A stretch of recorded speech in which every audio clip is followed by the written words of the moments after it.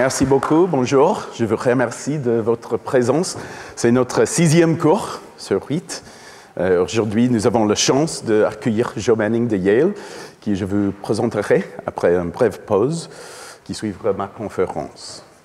Ça marche? Alors, c'est parti.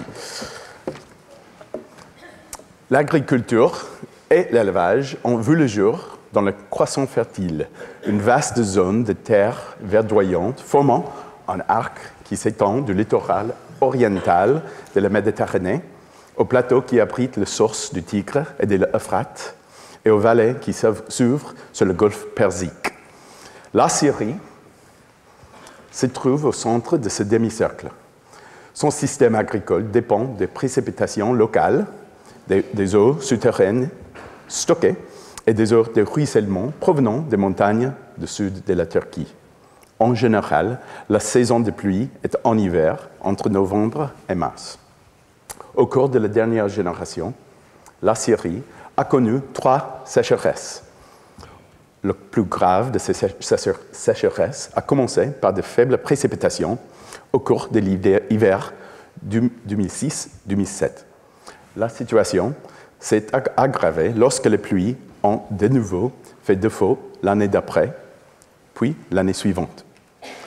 La sécheresse qui a sévi pendant 3 ans en Syrie fut la plus extrême jamais enregistrée dans la région à l'aide des données instrumentales.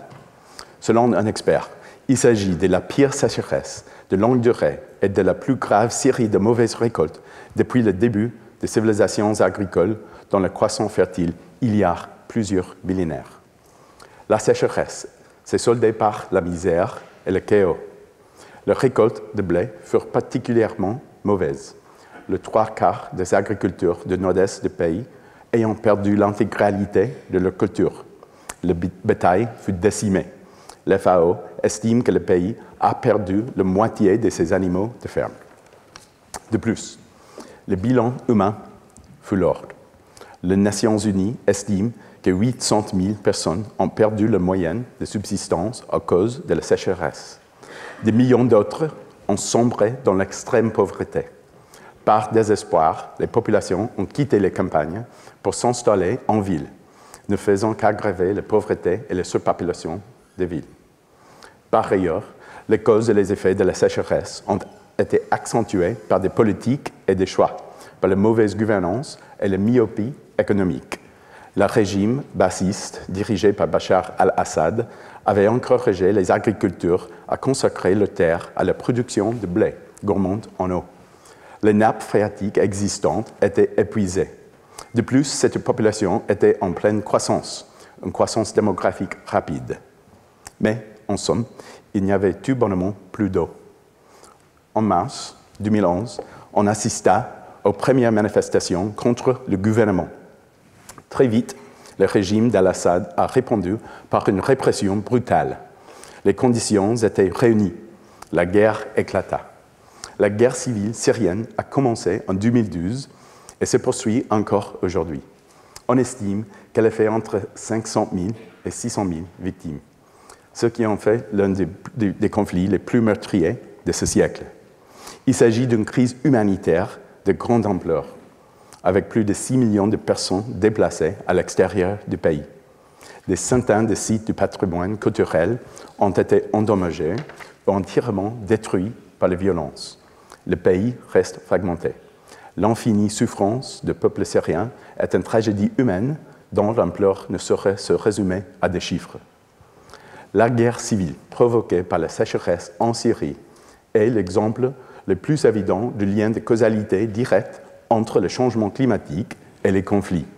Nous disposons de preuves détaillées pour chaque maillon de la chaîne, les précipitations quotidiennes au millimètre près, les rapports sur les rendements agricoles par région et par village, les prix des denrées alimentaires dans les marchés, les transcriptions textuelles des manifestations et les comptes rendus internationaux des troubles violents qui ont éclaté pour ces raisons. Pourtant, vous devez me pardonner de ne pas vous avoir tout dit, car ce que je vous ai présenté jusqu'à présent est un récit des événements à sens unique, qui va du changement climatique à la guerre. En fait, si il s'agit de l'exemple le plus évident du lien entre le climat et les conflits, il faut admettre qu'il est clair comme de l'eau de vaisselle. Chez les universitaires, ce débat fait encore et toujours rage autour de cette reconstruction des événements. Malgré tout, il faut admettre qu'il existe toute une série d'arguments de bonne foi contre cette version de l'histoire. La Syrie est une nation complexe, marquée par de fortes tensions. Le régime en place est une autocratie corrompue et impitoyable. La Syrie est sujette à la sécheresse. Vous remarquerez néanmoins que les sécheresses des décennies précédentes, les dernières en date, n'ont pas entraîné de conflits. Ce sont les mauvaises gestions des ressources en eau et le délabrement des infrastructures rurales qui ont fragilisé les agricultures face à la variabilité prévisible du climat. En outre, le nombre des personnes ayant migré vers les villes a peut-être été exagéré et, dans tous les cas, ces derniers n'ont pas été les acteurs principaux de la contestation du régime. Le conflit syrien est donc notre point de départ, un passé très récent à la frontière entre l'histoire et l'actualité.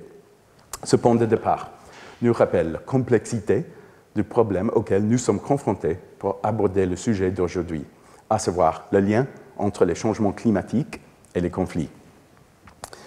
Je préfère vous prévenir que les choses ne deviennent pas plus simples à mesure que l'on remonte dans le temps. Les détails deviennent de plus en plus flous et le motif de plus en plus obscur. Pour rester dans mon domaine, l'histoire romaine, il y a des cas où je soupçonne fort que le stress climatique ait joué un rôle dans le déclenchement d'un conflit. Il a pu contribuer aux motivations de la guerre le long des frontières nord de Rome à la fin du XIIe et au milieu du IIIe siècle, en poussant des populations comme les Goths à franchir la frontière romaine. Plus tard, au IVe siècle, et ensuite, les changements climatiques pourraient avoir influencé la formation et le déplacement des groupes nomades des steppes, comme les Huns. Il existe des preuves, des scènes des arbres témoignent de graves sécheresses en Asie centrale, des bons cas comparatifs et des bons modèles. Cette déduction est logique, mais il est inévitable que les déductions soient beaucoup plus incertaines dès lors que l'on ne dispose que de données de plus sommaires. De plus, il y a beaucoup de guerres dans l'Antiquité romaine où le climat n'a rien à voir. Il faudrait y inclure la majeure partie de l'expansion romaine. À mon avis, la conquête de la Gaule par Jules César était motivée par l'appât du gain, la gloire et l'ambition politique. La recherche de facteurs climatiques dans ce cas précis serait sans doute une impasse. Je voudrais également éviter toute déception quant à la conclusion de la conférence d'aujourd'hui. Il n'existe pas de conclusion définitive. À l'interface entre le changement climatique et la réponse sociale, le lien entre le climat et les conflits représente l'une des questions les plus difficiles à élucider. Dans le monde de la recherche, les avis sont partagés sur les questions de savoir si le stress climatique augmente la fréquence ou l'ampleur des conflits violents. Les chercheurs utilisent des preuves différentes qui débouchent sur des conclusions différentes. Et parfois, les chercheurs utilisent la même preuve qui débouche sur des conclusions différentes. Cela n'a rien de surprenant. La guerre est synonyme de chaos. En revanche, il est utile d'étudier la question, car les enjeux sont d'importance.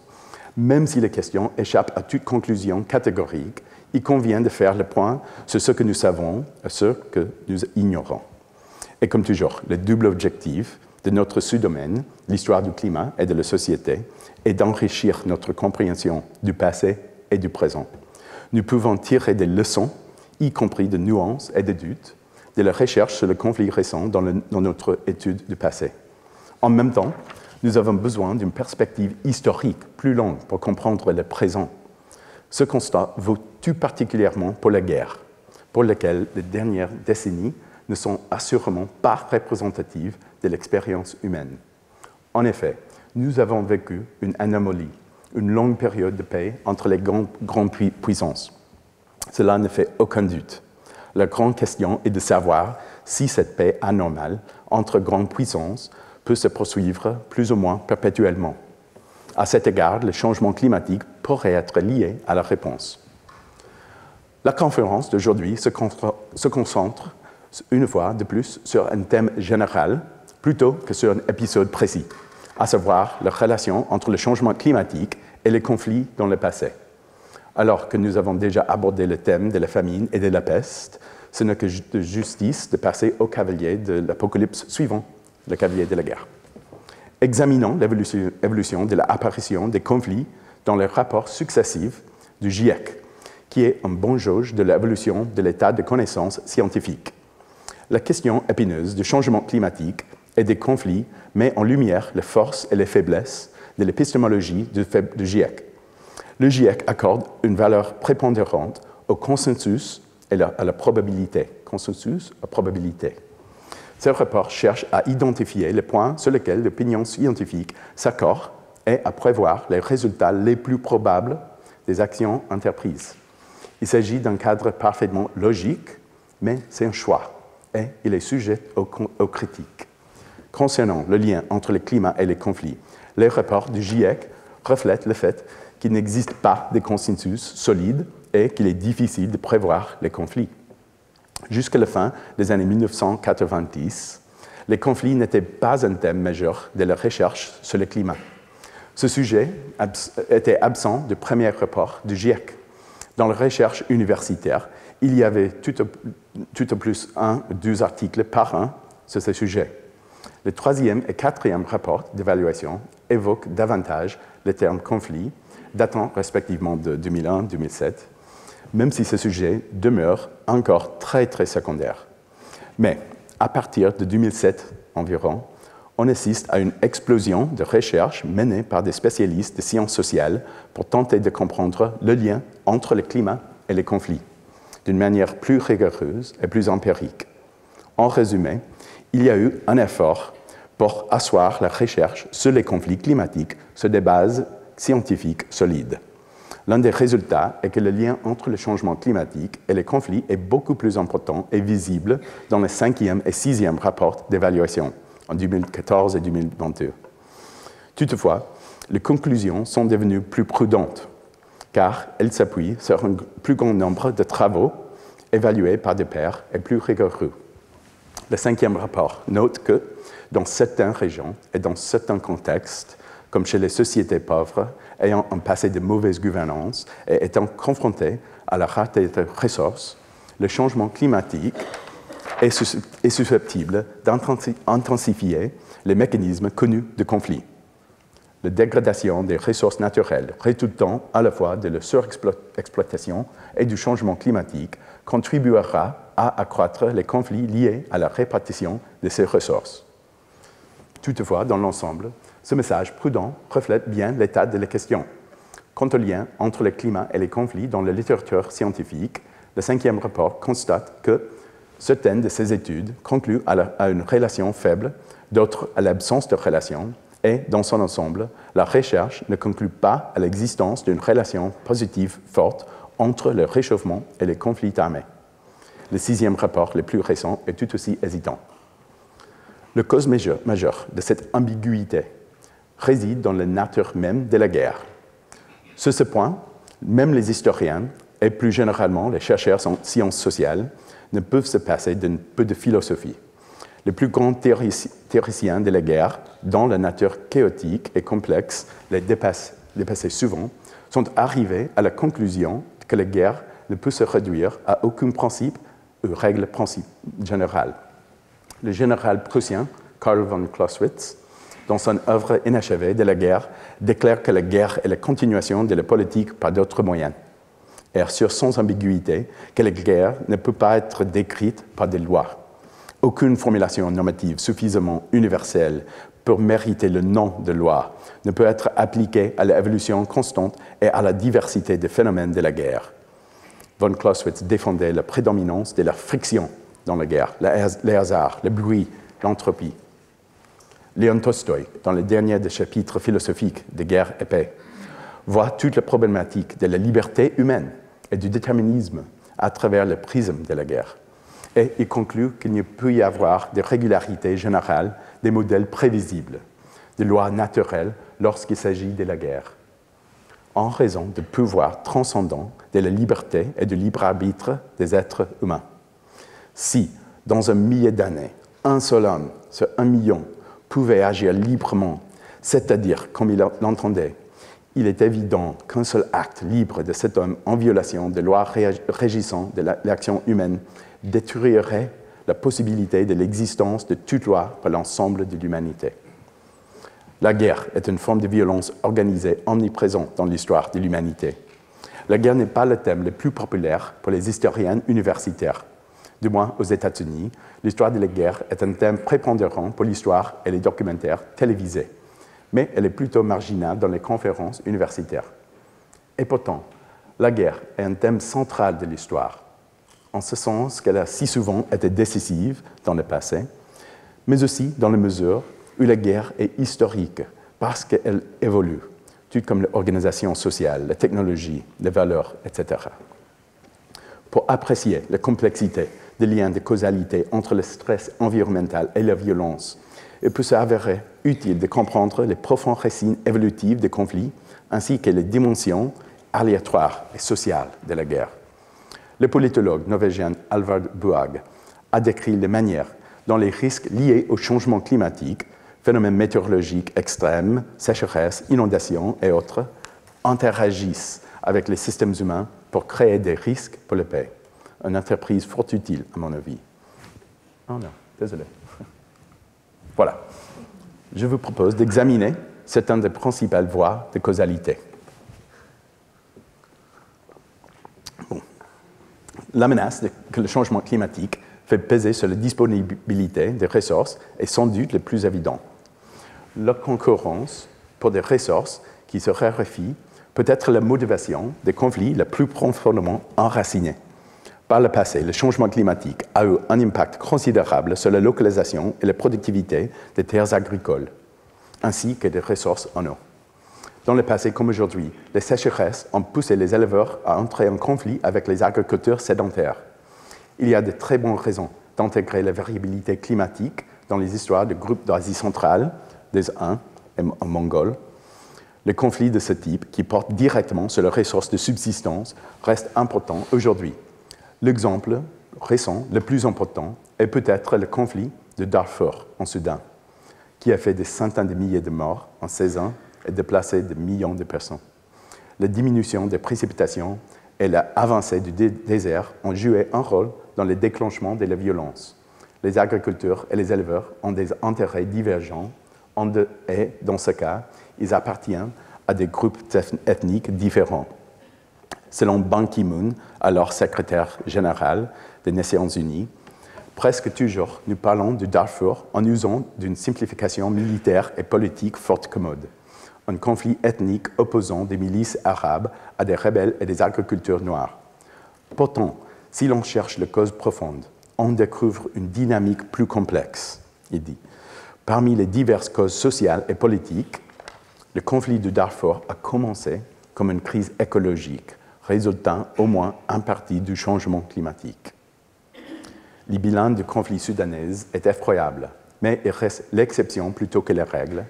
Comme le soulignent Buag et ses collègues, de tels conflits, à savoir ceux qui portent directement sur des ressources menacées par le changement climatique, ont tendance à se limiter au niveau local.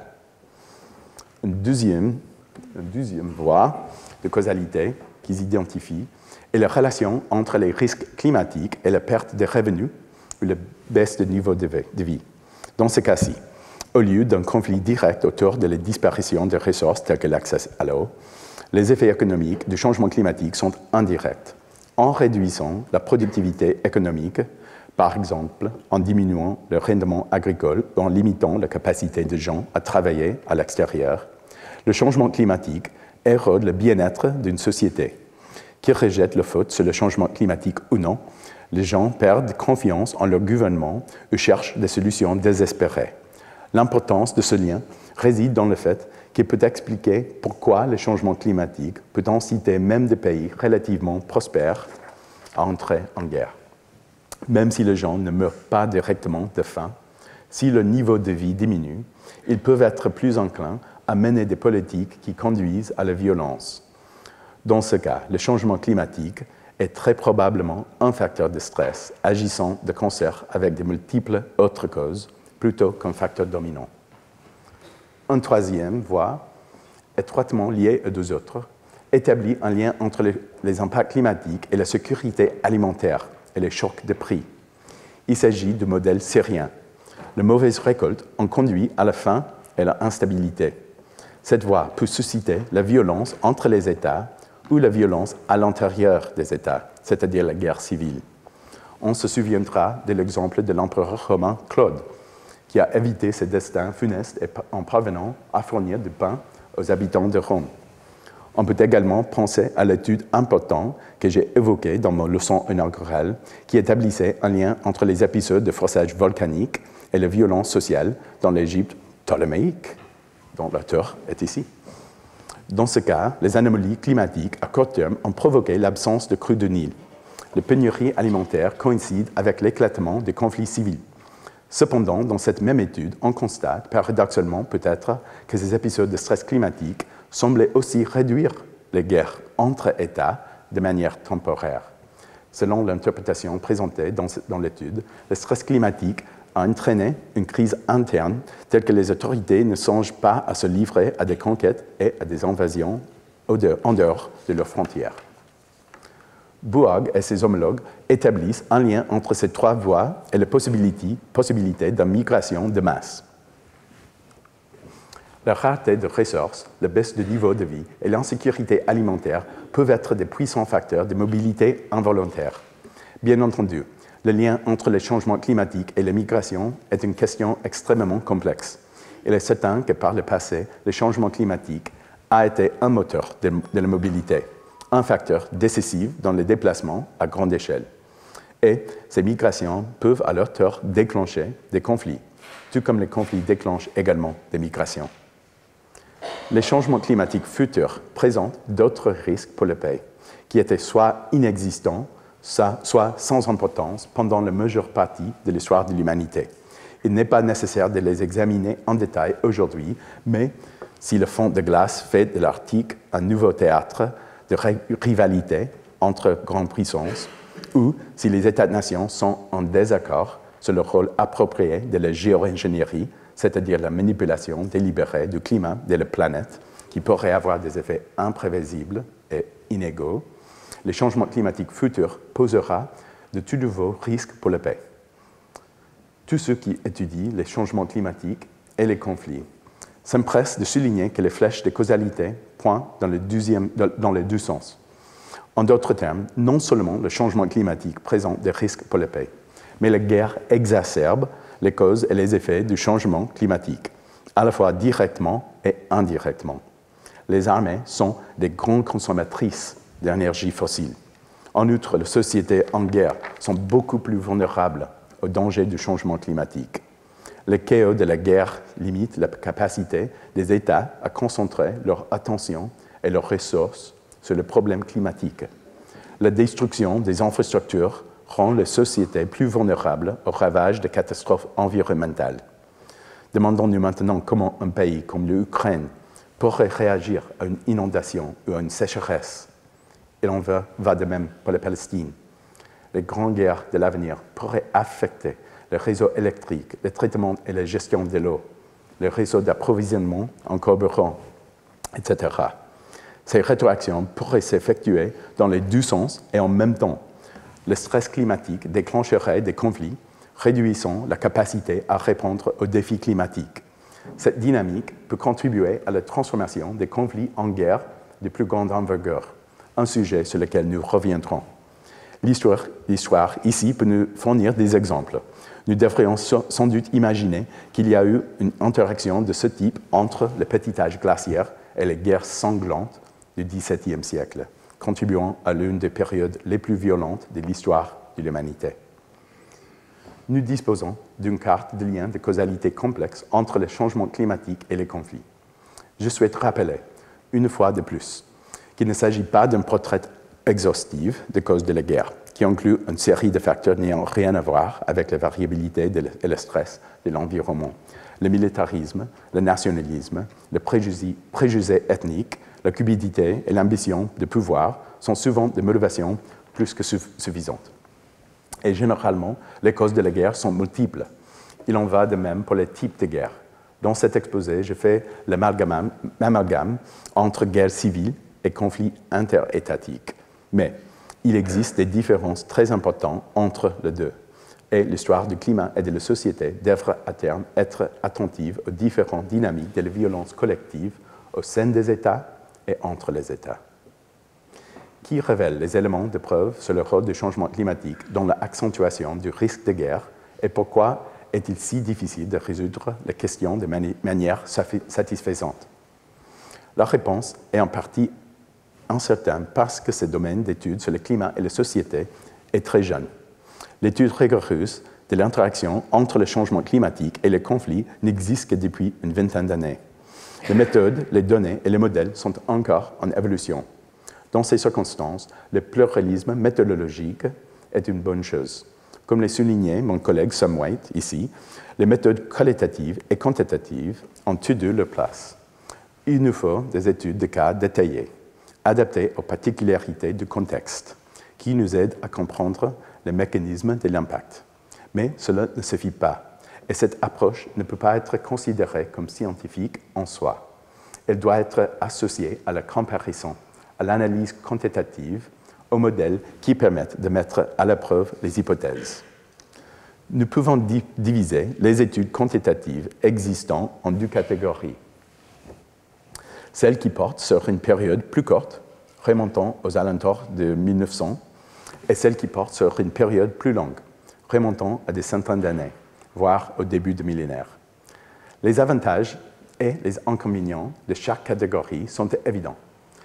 Pour les périodes plus récentes, les ensembles de données sont beaucoup plus riches et il est en principe plus facile de contrôler les éventuelles variables confusionnelles afin d'isoler la part des responsabilités imputables au changement climatique.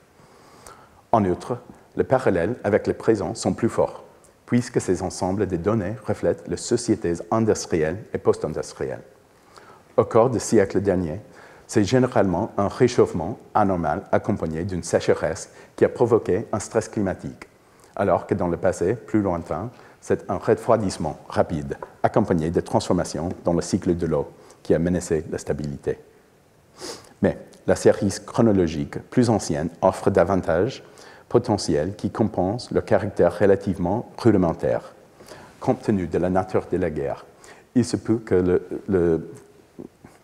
compte tenu de la nature de la guerre, il se peut que les 80 à 90 dernières années ne soient tout simplement pas assez longues pour permettre d'observer des tendances majeures.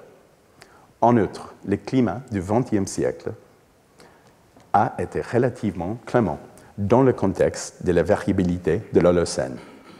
Par conséquent, nous avons besoin de pluralisme, ici aussi, d'une variété de méthodes appliquées à une variété d'ensembles de données dans la recherche d'un éclairage sérieux sur la question de savoir si le stress climatique a un effet significatif sur la probabilité d'un conflit ou sur son ampleur.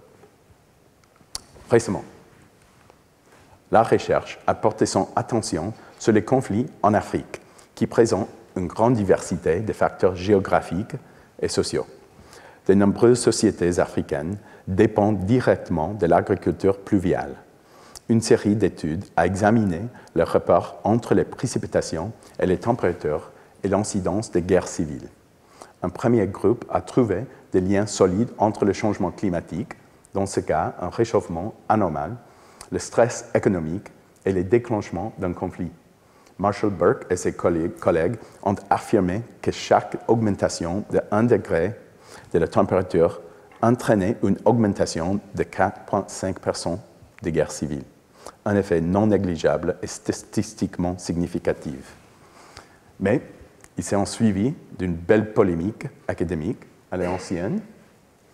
Certains chercheurs ont contesté ces résultats, soutenant que si l'on modifiait le critère minimum de ce qui constitue un conflit, la pertinence statistique de ce lien disparaîtrait. En outre, l'analyse de départ ne tenait pas compte du fait qu'à long terme, les conflits ont diminué en Afrique, alors que le degré du stress climatique a eu tendance à augmenter. Enfin, d'autres variables, la faiblesse des institutions, la pauvreté, sont de meilleurs facteurs de prédiction de la violence. La fer aiguise le fer et, dans l'ensemble, les recherches ont progressé grâce à un débat utile. En guise de note de base de page de l'histoire intellectuelle, il est évident que l'hésitation du GIEC à prendre une position ferme sur la probabilité que le changement climatique augmente le risque de guerre reflète parfaitement ce débat scientifique. Libre à vous de juger, mais la conclusion du GIEC selon laquelle collectivement la recherche ne permet pas de conclure à l'existence d'une relation positive forte entre le réchauffement et les conflits armés est un jugement qui repose en grande partie sur des querelles académiques concernant les méthodes statistiques entre deux groupes de recherche concurrents. Bien que ces recherches soient toujours encore, il semble évident que les facteurs sociaux jouent un rôle énorme, mais qu'ils interagissent avec le stress climatique. Au-delà du continent africain, les chercheurs ont utilisé des ensembles de données plus larges sur les conflits pour étudier les effets du stress climatique sur la violence à grande échelle. L'un des efforts les plus importants a porté sur l'impact mondial d'El Niño, oscillation australe à la fin du XXe siècle. El Niño est le mécanisme le plus puissant de la variabilité climatique mondiale, oscillant entre des phases El Niño et des phases La Niña.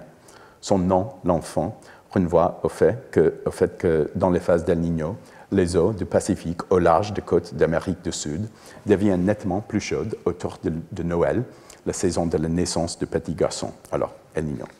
La relation complexe entre l'océan et l'atmosphère, la température et la pression atmosphérique exerce un effet considérable sur le météo tout autour du Pacifique, et en particulier sur la force, le calendrier et la localisation des pluies de mousson. El Niño apporte des pluies en Amérique du Sud, mais une sécheresse dans le Pacifique occidental. La Niña est un phénomène à peu près inverse.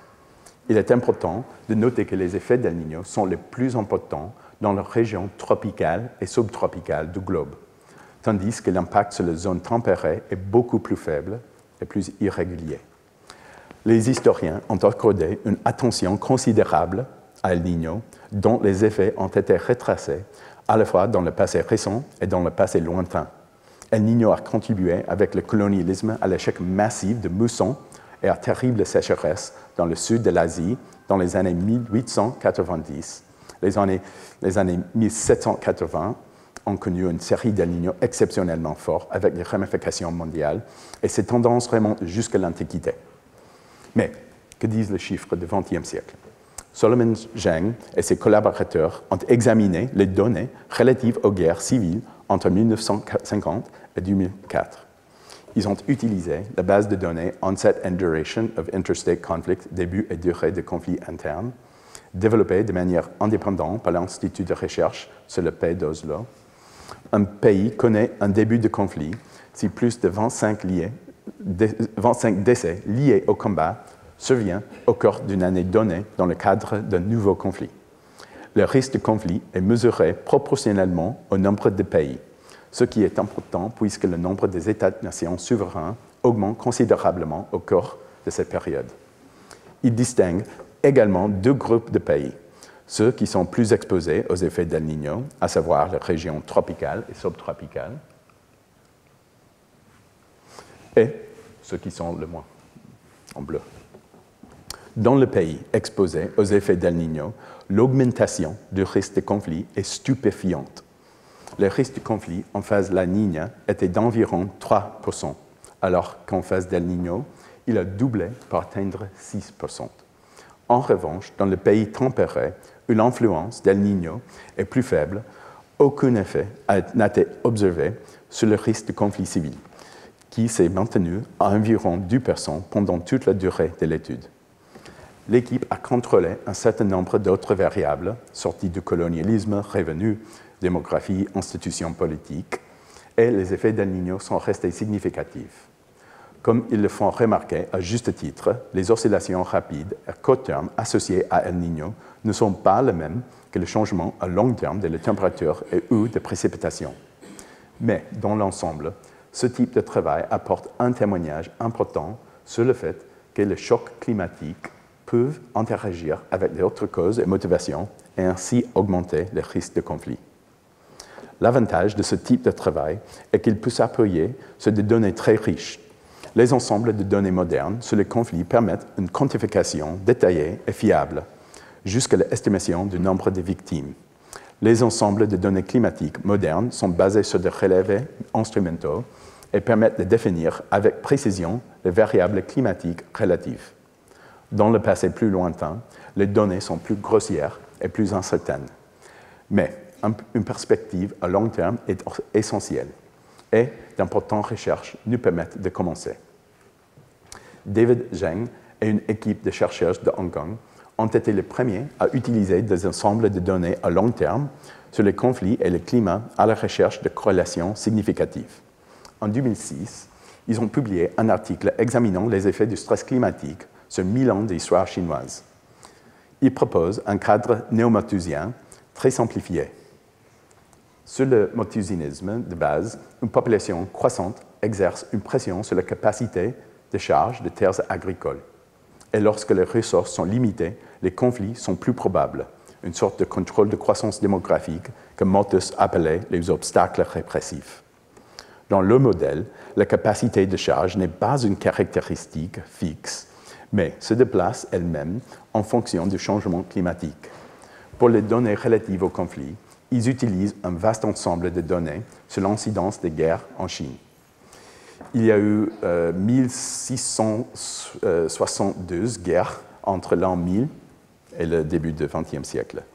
En ce qui concerne les données climatiques, il s'appuie sur une reconstruction multipraxie de l'hémisphère nord, désormais assez ancienne, qui leur permet d'identifier les phases froides et chaudes.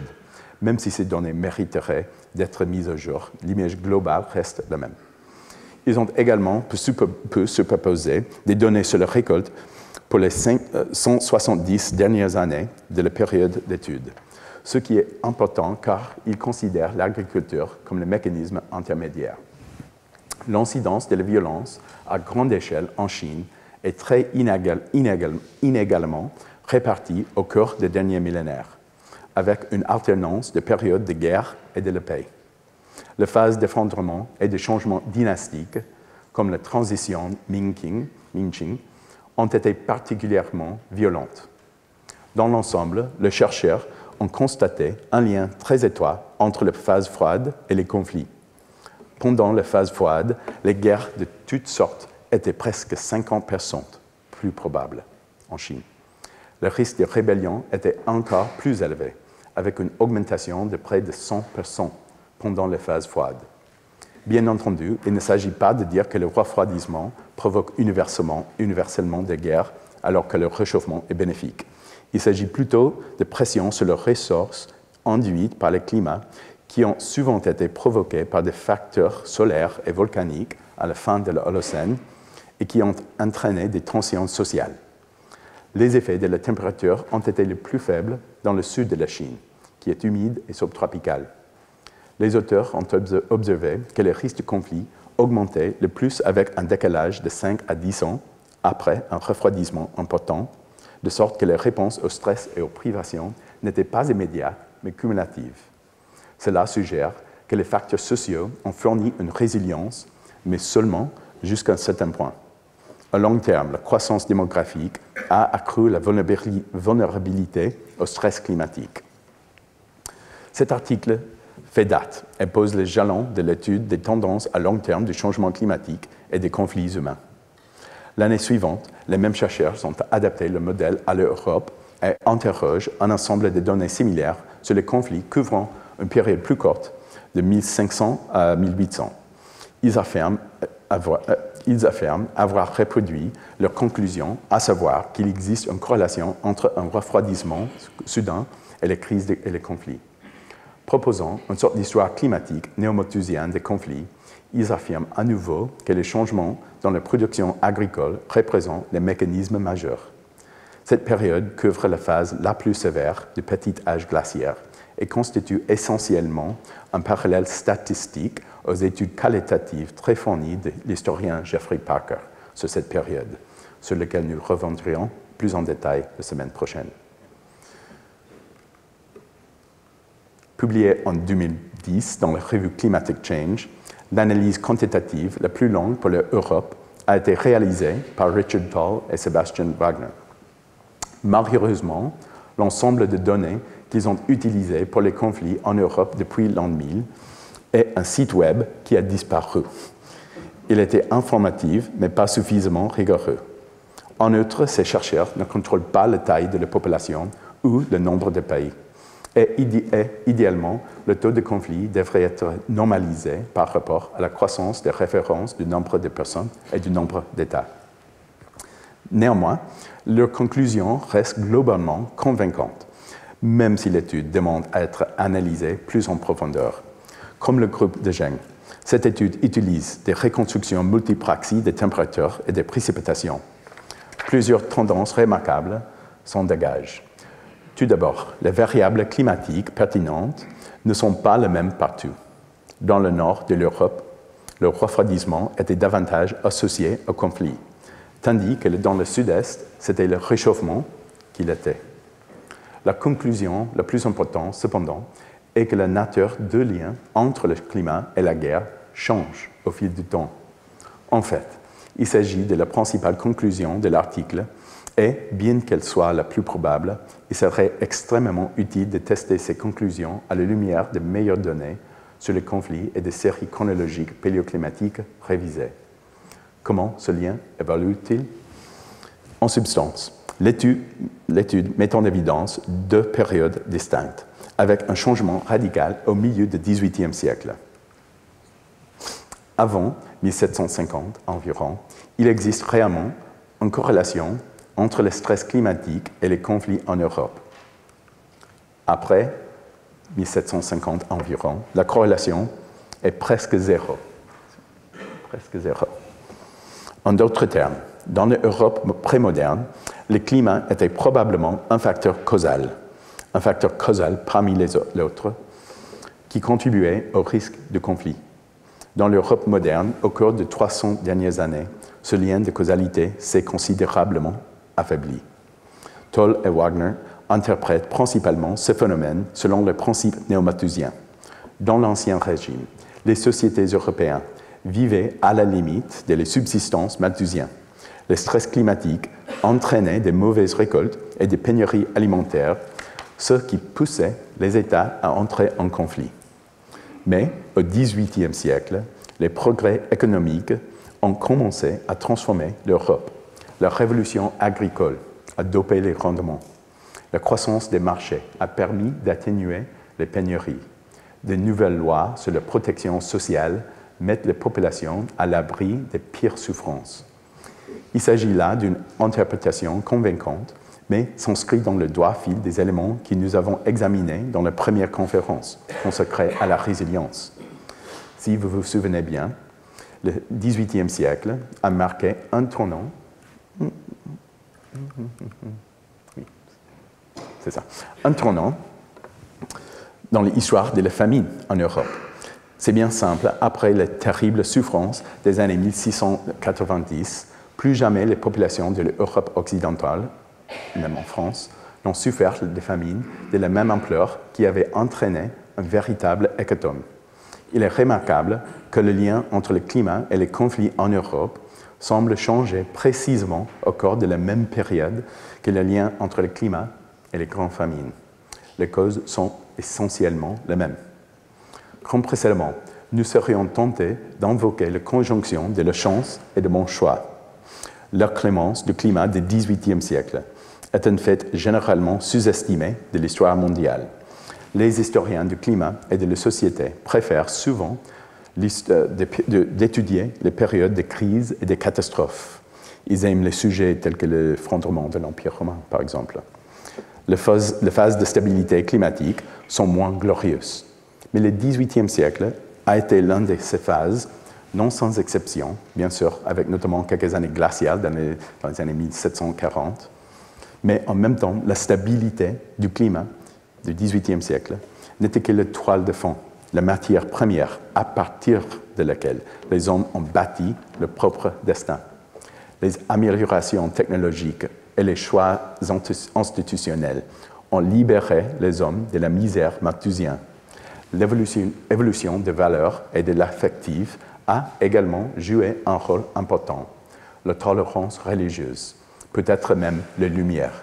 Après tout, c'est au cours de ce siècle qu'est apparue l'idée d'une paix perpétuelle en Europe, depuis le projet pour rendre la paix perpétuelle en Europe de l'abbé de Saint-Pierre au début du siècle, jusqu'à l'essai vers la paix perpétuelle de Kant à la fin du siècle. Mais je ne fais que survoler cette idée. En fait, il se peut qu'au même moment, l'Europe, dans le XVIIIe siècle, a largement dirigé sa violence vers l'extérieur dans ses projets d'expansion impériale. Mais l'ambition de l'histoire totale est de voir l'interaction complexe et inattendue de tous les éléments, de l'environnement physique à l'influence des idées, et de le faire sur plusieurs échelles de temps en même temps. Nous avons besoin d'une perspective à long terme pour suivre l'évolution de la relation entre le climat et les conflits, et ce, en profondeur, mais aussi pour étayer l'importance de l'action humaine dans le remodelage de cette relation. Dans l'ensemble, comme l'évoquait Sam White, il s'agit d'une frontière où des progrès passionnants sont possibles dans un avenir proche, grâce à trois avancées actuelles: des données paléoclimatologiques plus nombreuses et de meilleure qualité, des données sur le conflit plus nombreuses et de meilleure qualité, et de meilleurs modèles de causalité qui nous permettent de prendre en compte le rôle des institutions, des tendances économiques et d'autres facteurs dans leur interaction avec le climat. Une nouvelle phase de recherche est donc encore, et nous nous attendons à des progrès au cours des 10 ans à venir. Permettez-moi maintenant de vous proposer un résumé, puis me tourner vers l'avenir. L'étude des changements climatiques et des conflits humains n'est ni très ancienne ni très aboutie, en particulier dans ses dimensions historiques. Ce n'est que depuis une vingtaine d'années que nous disposons de travaux quantitatifs et comparatifs rigoureux pour comprendre les liens de causalité.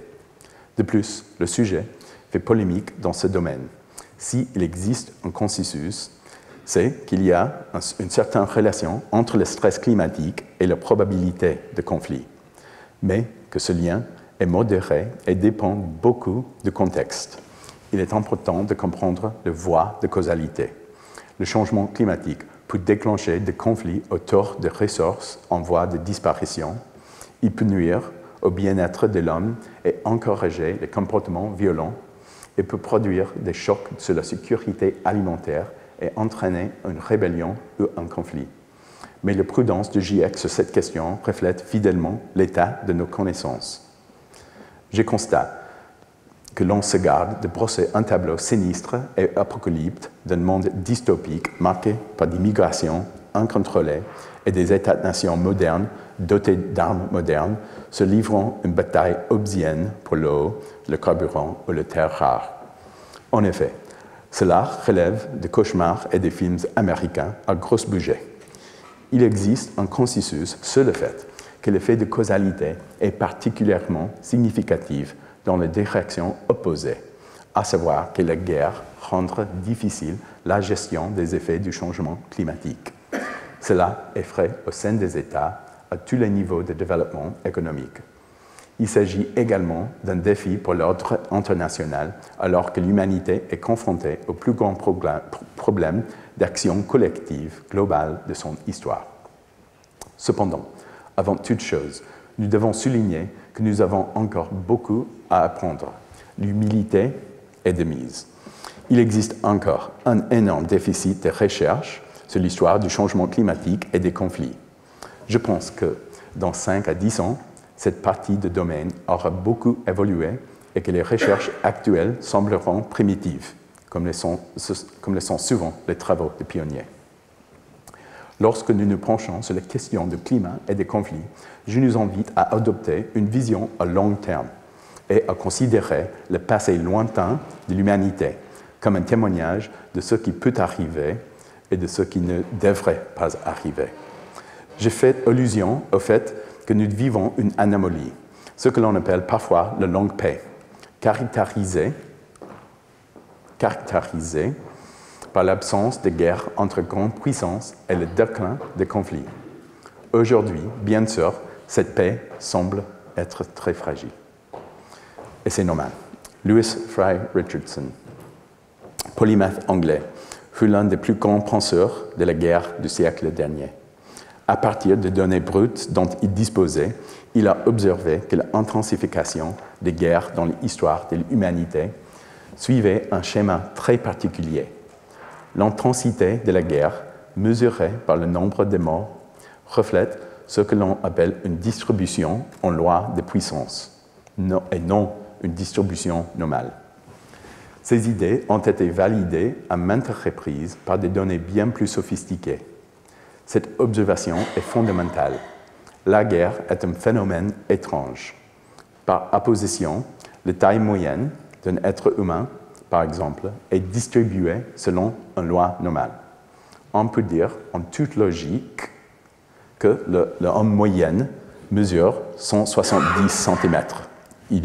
Certains hommes sont plus grands, d'autres plus petits, mais les écarts types sont réduits. Toute une série de facteurs influent sur la taille, mais ils la maintiennent autour d'une moyenne. Ainsi, il est logique de parler de taille moyenne. En revanche, la distribution des types de lois de puissance présente un petit nombre de valeurs extrêmes aberrantes. J'emprunte cet exemple à l'informaticien Aaron Closey.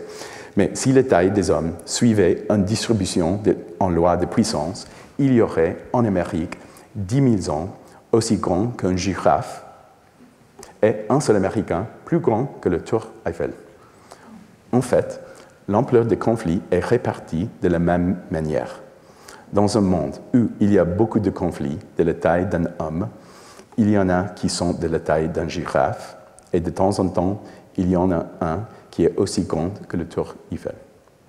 Cela signifie que la guerre est régie par un ensemble de dynamiques très différentes, entraînées par des rétroactions positives. Les pandémies sont régies par des dynamiques similaires et présentent également cette distribution étrange, où la majorité des épidémies sont de faible ampleur, mais où certains échappent à tout contrôle et ne cessent ensuite de se propager d'elles-mêmes. Il n'y a pas de pandémie moyenne, pas plus qu'il n'y a de guerre moyenne. L'implication essentielle de ce schéma, qui, à mon avis, est peut-être l'éclairage quantitatif le plus important qu'une perspective historique puisse offrir sur la nature du conflit, est qu'il est bien trop tôt pour savoir si la tendance à la paix est vraiment une tendance. À ce titre, les 3 dernières années n'ont pas été encourageantes. Nous devrions vraiment nous soucier d'un avenir où les conflits pourraient activer les rétroactions positives inhérentes à l'escalade des guerres. C'est donc, en toute humilité, en vous demandant de me pardonner de dépasser le domaine scientifique et avec quelques connaissances de notre passé, que je me vois poussé à m'inquiéter des liens entre le changement climatique et les conflits. Depuis le petit âge glaciaire, nous n'avons pas connu de changement climatique aussi rapide que celui que nous connaissons actuellement. Et l'avenir proche nous réserve probablement des troubles sans précédent depuis le début de l'Holocène. Il est sans doute vrai que le changement climatique a joué un rôle modeste dans les grands conflits des 2 derniers siècles. Mais nous avons bénéficié d'une relative stabilité climatique, une chance et de profonds changements dans les valeurs et les mentalités qui seront plus importants que jamais et peut-être plus contestés que jamais dans un avenir incertain. Merci.